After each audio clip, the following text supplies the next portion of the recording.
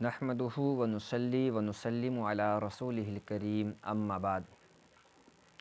अल्लाहुम्मा सल्ली अला सय्यिदिना व मौलाना मुहम्मदिन व अला आलि सय्यिदिना मुहम्मदिन व असहाबि सय्यिदिना मुहम्मदिन व बारिक व सल्लिम सलातन व सलामन अलैका या रसूलल्लाह, सलातन व सलामन अलैका या हबीबल्लाह।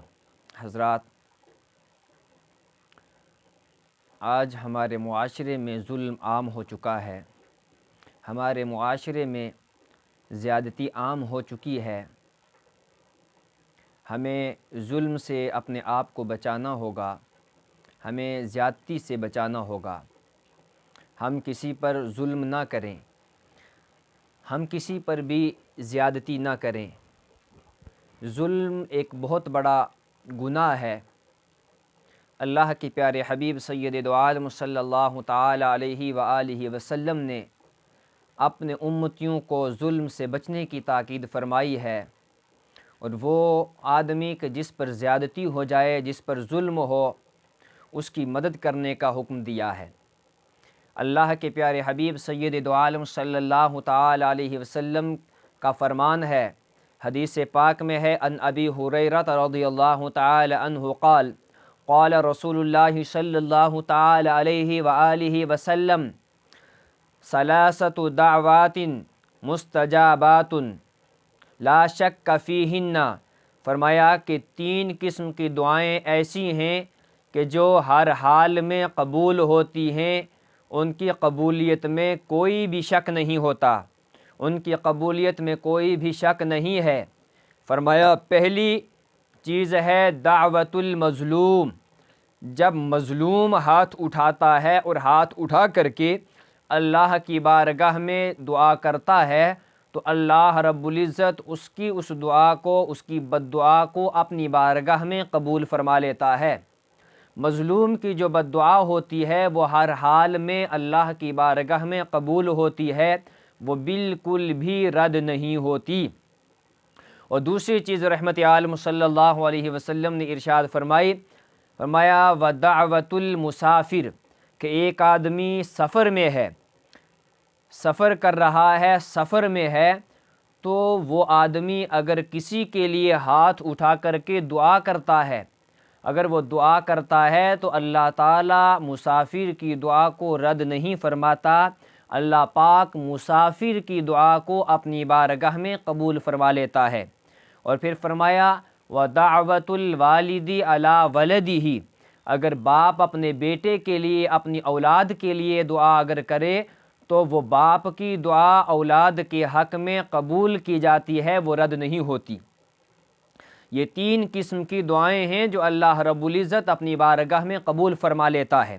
तो पहली चीज़ जो इसमें बयान की गई वो है मज़लूम की बद्दुआ। हमें मज़लूम की बद्दुआ से बचना चाहिए और हमें किसी पर भी जुल्म नहीं करना चाहिए।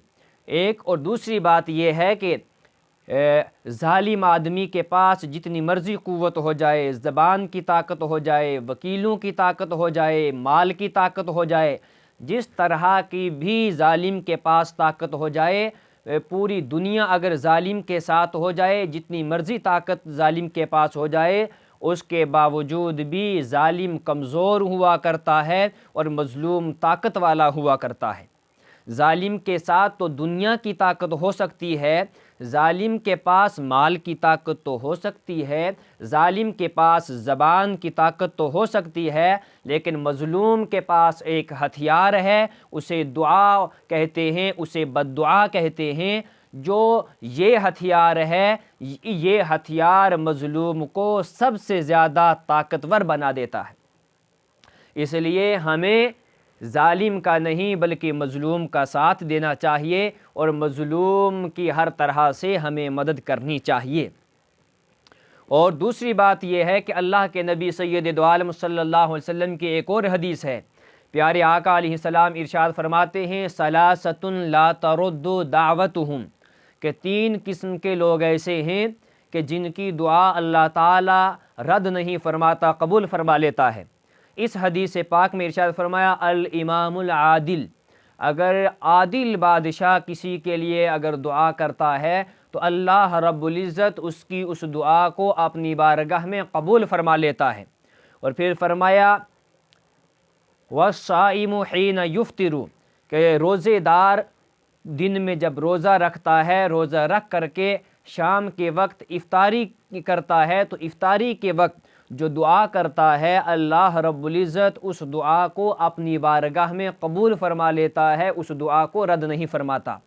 اور تیسری چیز رحمت عالم صلی اللہ علیہ وسلم نے ارشاد فرمایا کہ وَدَعْوَةُ الْمَظْلُومِ، اگر مظلوم کسی کے لیے کوئی بد دعا کر دے تو اللہ تعالیٰ اس کو اپنی بارگاہ میں قبول فرما لیتا ہے، رد نہیں فرماتا۔ تو پتہ چلا کہ مظلوم کی جو بد دعا ہے وہ ہر حال میں قبول ہوتی ہے، وہ کسی بھی حال میں رد نہیں ہوتی۔ اس لیے ہمیں مظلوم کا ساتھ دینا چاہیے۔ اور اللہ کے نبی سید دو عالم صلی اللہ علیہ وسلم یہ دعا بھی کیا کرتے تھے، اے اللہ مجھے مظلوم کی بد دعاؤں سے بچا۔ یعنی اپنی امت کو میرے اور آپ کے آقا سید دو عالم صلی اللہ علیہ وسلم یہ پیغام دے رہے ہیں کہ ہمیشہ یہ دعا مانگا کرو کہ مظلوم کی بد دعاؤں سے بچے۔ یعنی کہ کبھی ایسا ہوتا ہے ہم کسی پر زیادتی کرنا نہیں چاہتے، ہم کسی پر ظلم کرنا نہیں چاہتے، اس کے باوجود بھی ہماری طرف سے کسی پر زیادتی ہو جاتی ہے، کسی کے ساتھ ظلم ہو جاتا ہے۔ ہم ان دعاؤں کو اللہ کے نبی نے جو سکھائی ہیں، ان دعاؤں کو ہم اگر اپنا لیں، ہم ان دعاؤں کو اگر مانگا کریں تو ہوگا یہ کہ اللہ رب العزت ہمیں مظلوم کی بد دعاؤں سے محفوظ فرمائے گا۔ تو اس لیے ہمیں بھی یہ دعائیں یاد رکھنی چاہیے اور دعائیں کرنی چاہیے۔ اللہ کے پیارے حبیب سید دو عالم صلی اللہ علیہ وسلم ارشاد فرماتے ہیں انصر اخاک ظالما او مظلوما، تو اپنے بھائی کی مدد کر، چاہے وہ ظالم ہو تو بھی، وہ مظلوم ہو تو بھی، ظالم ہو تو بھی مدد کر، مظلوم ہو تو بھی۔ تو ایک آدمی نے عرض کی یا رسول اللہ صلی اللہ علیہ وسلم ہم مظلوم کی مدد کریں، یہ تو بات سمجھ میں آتی ہے، یعنی جس پر زیادتی ہو رہی ہے ہم اس کا ساتھ دیں، ہم اس پہ ظلم نہ ہونے دیں، لیکن یا رسول اللہ ہم ظالم کی مدد کیسے کریں؟ میرے اور آپ کے آقا سید دو عالم صلی اللہ علیہ وسلم نے ارشاد فرمایا کہ ظالم کو ظلم کرنے سے روک دو، یہ ظالم کی مدد ہے، اور مظلوم پہ ظلم نہ ہونے دو، یہ مظلوم کی مدد ہے۔ یہ بات میرے اور آپ کے آقا نے کیوں ارشاد فرمائی کہ ظالم کی بھی مدد کرو، یعنی کہ ظالم کو ظلم کرنے سے روکو، اس لیے کہ جب ظالم ظلم کرتا ہے تو اس کی دنیا بھی تباہ ہو جاتی ہے اور اس کی آخرت بھی تباہ ہو جاتی ہے۔ اللہ کے نبی نے یہ پیغام دیا، یہ بات بتائی کہ تم اس کو ظلم کرنے سے روک دو تاکہ اس کی دنیا بھی بچ جائے اور آخرت بھی بچ جائے۔ دو گناہ ایسے ہیں کہ جن گناہوں کی سزا اللہ رب العزت آخرت میں تو دے گا ہی، لیکن دنیا میں بھی ان گناہوں کی سزا ملتی ہے۔ ان میں سے ایک گناہ کا نام ہے ظلم، جس کی سزا دنیا میں بھی مل کر رہتی ہے۔ اللہ کے پیارے حبیب صلی اللہ علیہ وسلم نے حضرت معاذ بن جبل رضی اللہ تعالی عنہ کو یمن کا امیر بنا کر کے بھیجا، اور میرے آقا نے کچھ نصیحتیں بیان فرمائی، کچھ نصیحتیں دی، کچھ ہدایتیں دی، اور ان میں ایک نصیحت یہ بھی ابھی فرمائی کہ تم وہاں جاؤ گے اور جا کر کے وہاں سے زکوٰۃ کا مال لوگے، بڑے لوگوں سے مالدار لوگوں سے لینی ہے، اور غریب اور مفلس لوگوں کو وہ مال دینا ہے۔ فرمایا کہ تم جب جاؤ گے زکوٰۃ کا مال لینے کے لیے، مویشی لینے کے لیے، تو خبردار کسی کے موٹے اور تازے جانور پہ ہاتھ نہ ڈالنا، اس سے مال والے کے ساتھ زیادتی ہوگی، اس کی دل آزاری ہوگی، اور بالکل کمزور جانور پہ بھی ہاتھ نہ ڈالنا، اس میں غریب آدمی کے حق تلفی ہوگی، غریب آدمی کے ساتھ زیادتی ہوگی۔ اور پھر میرے اور آپ کے آقا سید دو عالم صلی اللہ علیہ وسلم نے ارشاد فرمایا کہ مظلوم اتقی دعوت المظلوم، کہ مظلوم کی بد دعا سے ڈرو۔ پھر آگے ارشاد فرمایا انہا لیس بینہا و بین اللہ حجاب، کہ جس وقت مظلوم کے دل سے آہ نکلتی ہے کوئی بد دعا نکلتی ہے تو رحمت عالم صلی اللہ علیہ وسلم نے ارشاد فرمایا کہ اس کی بد دعا کے درمیان اور اللہ کے درمیان کوئی بھی پردہ حائل نہیں رہتا۔ ادھر مظلوم کے دل سے آہ نکلتی ہے، بد دعا نکلتی ہے، ادھر قبول ہو جایا کرتی ہے۔ پھر ایک اور حدیث میں میرے اور آپ کے آقا سید دو عالم صلی اللہ علیہ وسلم نے ارشاد فرمایا کہ مظلوم کی بد دعا سے بچو، وَإِن كَانَ كَافِرًا، اگرچہ وہ غیر مسلم ہی کیوں نہ ہو، اگرچہ وہ غیر ہی کیوں نہ ہو، اس کی بد دعا سے بھی بچو۔ یعنی کہ دو چیزیں ہیں، ایک ہے دعا کی قبولیت اور ایک ہے بد دعا کی قبولیت۔ دعا کی قبولیت کے لیے قانون الگ ہے اور بد دعا کی قبولیت کے لیے قانون الگ ہے۔ دعا صرف ایمان والے کی قبول ہوتی ہے، دعا صرف رحمت عالم صلی اللہ علیہ وسلم کے امتی اور اللہ کے نبی کے غلام کی قبول ہوتی ہے، اور بد دعا ہر مظلوم کی قبول ہوتی ہے۔